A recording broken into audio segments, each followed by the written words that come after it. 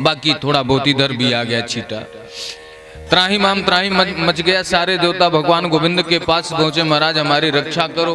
बोले भैया देखो हमारी तो ये आदत ना है कि मैं जहर पीऊं, भांग धतूरा खाऊं, यह आदत तो शंकर जी को है। बिन के पास चले जाइयो, लेकिन इतना ध्यान रखो ये मत बताइयो कि किसने भेज रखी है। दोनों विनोद चलता है। सारे देवता गए भगवान भोलेनाथ के लिए, उनके पास हाथ जोड़ करके खड़ा हुआ, जटा कटा सब ब्रह्म स्तुति कर रहे हैं। नमामि समीशान निर्वाण रूपम विभुम व्यापम ब्रह्म वेद स्वरूपम। अनेक स्तुति की, रुद्राष्टकम किए, शिव सहस्त्रनाम किए, शिवतांडव किए। भगवान भोलेनाथ की समाधि टूटी। बताओ भैया आदेश करो। बोले महाराज आदेश नहीं, एक प्रार्थना निवेदन है। भगवान भोलेनाथ तो समझ गए कौन सी प्रार्थना है, बड़े प्रेम से बोल रहे हैं। ये ज्यादा कोई प्रेम से बोले तो समझ जाओ गड़बड़ है। मुंह पे कोई बड़ाई बहुत ज्यादा करता है, अरे भैया हम तो आपके हैं, अरे बताओ कोई जरूरत बता दे, तो समझो ये एक नंबर का हरामी आदमी है ये जरूरत पे काम नहीं आएगा। ऐसे लोगों से सावधान रहना चाहिए।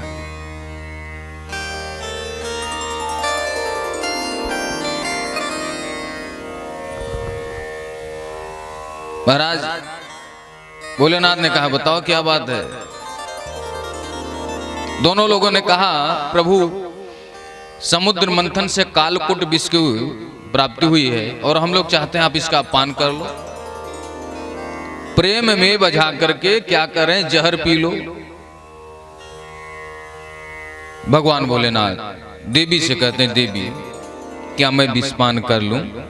देवी ने कहा माता जी को पता है जगत जननी है। उन्होंने कहा कि प्रभु यदि आपके विष पान करने से 3 लोगों का कल्याण हो सकता है तो आप पी लीजिए। भगवान भोलेनाथ ने ततः करतली कृत्य व्यापी हलाहलम विषम, कालकूट भी जो 3 लोगों को दहन करने वाला था उसको अपनी अंजलि में लिया और उसको अपने मुख में डाल दिया।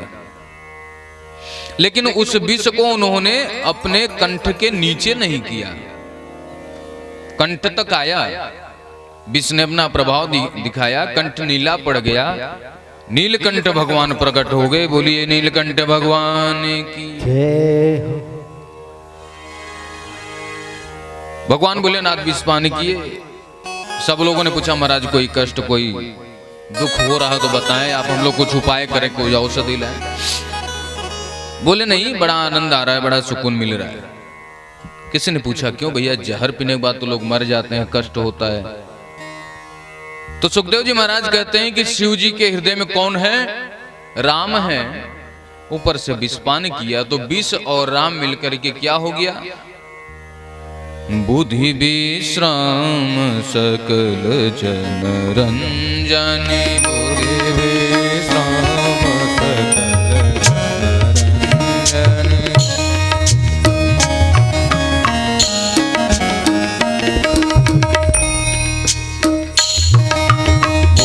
विश्राम सकल रंजनी। बोधि विश्राम सकल रंजनी। राम कथा कलि कलु सभी भंजन। राम कथा कलि कलु सभी भंजन। राम कथा कलि कलु सभी भंजन। राम कथा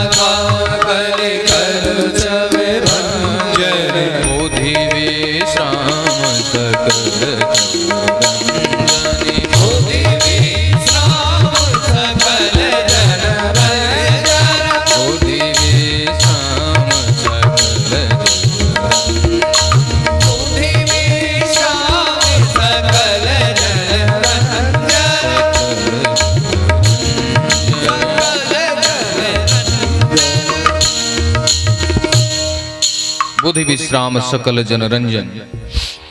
विश्राम आ गया, आनंद आ गया। फिर से समुद्र मंथन प्रारंभ हुआ महाराज। और जैसे ही प्रारंभ हुआ, उच्चैश्रवा घोड़ा, अश्व, विष प्राप्ति हो चुका था, धेनु माता, एरावत हाथी, मणि, कौस्तुभ मणि, पारिजात वृक्ष, अप्सराएं, लक्ष्मी माता, अब जितना आ रहा है सब देवता लोग ले जा रहे हैं। तो जो दैत्य थे उनको बड़ा क्रोध आया, बोले ये तो गड़बड़ बात है भाई, जो कुछ आ रहा है सब आप बटोरे जा रहे हो, इसका क्या मतलब, मेहनत हम लोग करें, फल आप खाओ। तो बोले अब की बार जो आएगा आप ले लेना। फिर से समुद्र मंथन प्रारंभ हुआ। अमृता पूर्ण कल संवृभद बलय भूषित सबै भागवत साक्षात विष्णु रसांस संभव। स्वयं भगवान विष्णु धन्वंतरि जी के रूप में अमृत का कलश लेकर के प्रकट हुए। जैसे कलश लेकर के आए, दैत्यों ने उनके हाथ से छुड़ा करके भागे। सारे देवता भगवान गोविंद के पास गए, महाराज अमृत तो हाथ से चला गया, वे दैत्य लोग पी करके अमर हो जाएंगे। बोले जरूरत पड़ती तभी आते हो प्यारे, स्वार्थ लगता है तभी आते हो, इसके पहले नहीं आते। बोले महाराज रक्षा करो, नहीं तो वो सब अमर हो जाएंगे। भगवान बोले चलो मैं आता हूं। सुंदर सा रूप भगवान गोविंद ने बनाया, विश्व मोहिनी रूप धारण किया और थिरकते हुए नाचते हुए दैत्यों के पास आए। दैत्यों ने देखा इतनी सुंदर स्त्री, अरे देवी आप कहां चली जा रही हो, आप कौन, अपना परिचय बताया। अरे आप लोगों को क्या मतलब, आप लोग कश्यप नंदन राक्षस राज हैं। जो विद्वान लोग होते हैं, जो समझदार लोग होते हैं, उनको स्वेच्छाचारी स्त्री के झांसे में नहीं आना चाहिए। जो अपने मन से चले, दूसरे की बात न समझे, अपनी बात को सही ठहराए, ऐसे स्त्री के बातों पे विद्वान व्यक्ति को नहीं चलना चाहिए। और आप लोग तो कश्यप नंदन राक्षस राज हैं, आप लोगों को समझदारी होनी चाहिए। आप क्यों हमारे चक्कर में पड़ते हैं। जो उल्टा स्त्री होती है, चक्रेण छुरधारेण जहार पिबत सिरह, वह मीठी बातों में फंसा करके सीधे गले पे खंजर का प्रहार करती है, अर्थात तुम्हारा चरित्र नष्ट करती है। अच्छा, जो कामी व्यक्ति है, वो कितना बड़ा भी विद्वान हो, लेकिन यदि कामी है तो उसकी काम प्रवृत्ति जाग ही जाएगी, अंधा हो ही जाएगा। है तो कश्यप नंदन राक्षस रहा, लेकिन राक्षस है, कामी प्रवृत्ति है। तो कहते नहीं देवी आप तो मेरे साथ रहो, ऐसा लगता है विधाता ने आपको मेरे लिए भेजा। बोले मैं रह जाऊंगी, लेकिन मेरी भी एक शर्त है। कौन सी शर्त? बोले दैत्य और देवता दोनों मिलकर के समुद्र मंथन किए, हाजी किए हैं, तो हिस्सा दोनों को मिलना चाहिए। इसलिए दोनों लोग पंक्ति लगाओ, बैठो, मैं दोनों लोगों को बांट दूं अमृत, फिर मैं आपकी, आप हमारे। बोले हाँ मंजूर है। पंक्ति लगाई गई, एक तरफ देवता एक तरफ दैत्य। भगवान विष्णु मोहिनी रूप में केवल एक कटाक्ष दैत्यों की तरफ देख लेते हैं, उतने में वो आनंदित होते हैं। कुछ लोग, चाहे हमारी मां बहन हो, चाहे तुम्हारी मां बहन हो, है वो माँ और बहन है। कुछ लोग होते हैं अपनी माँ बहन को तो बड़े अच्छे निगाह से देखते हैं, बड़ा सजो करके रखते हैं, घर से नहीं निकलना, अकेले मत जाना। वही बगल से किसी की, दूसरे की माँ बहन आ जाए, किसी की स्त्री आ जाए, तो उसको निगाह गड़ा के तब तक देखेंगे जब तक वो ओझल न हो जाए। ये लोग पापी प्रवृत्ति के होते हैं। अरे माँ बहन समान होती है, ऐसा नहीं कि अलग अलग कोई है। जैसे मेरी माँ है वैसे वो भी माँ है, जैसे मेरी बहन है वैसे वो भी बहन है। एक दृष्टि से देखना चाहिए। जिसमें अंतर कर दिया तो उससे बड़ा पापी कोई नहीं हो सकता। ऐसा नहीं सोचना चाहिए कि दूसरी बहन है तो उसको हम दूसरे निगाह से देख लें।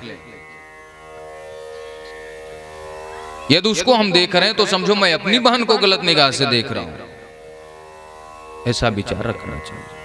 यदि जीव ये सोच ले कि यदि मेरी निगाह किसी भी स्त्री पे गलत गई तो मुझे ऐसा लगेगा मैं अपनी मां को गलत निगाह से देख रहा हूं, ऐसा विचार बना ले तो किसी भी स्त्री या लड़की को गलत निगाह से नहीं देखेगा।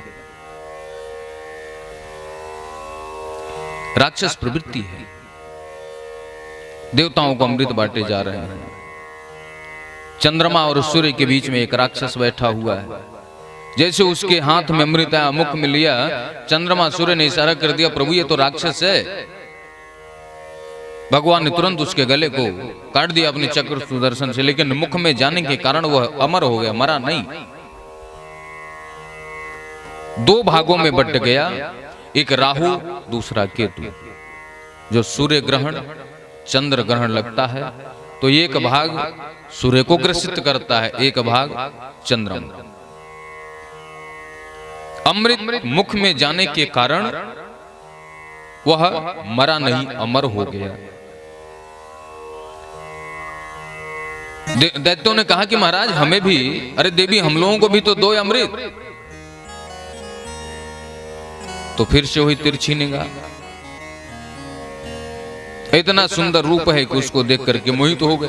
अमृत बटता चला जा रहा, उनको होश ही नहीं हो, तो उन्हीं को देख रहे हैं एकटक। तू तो खूब सजो रे दीनाना,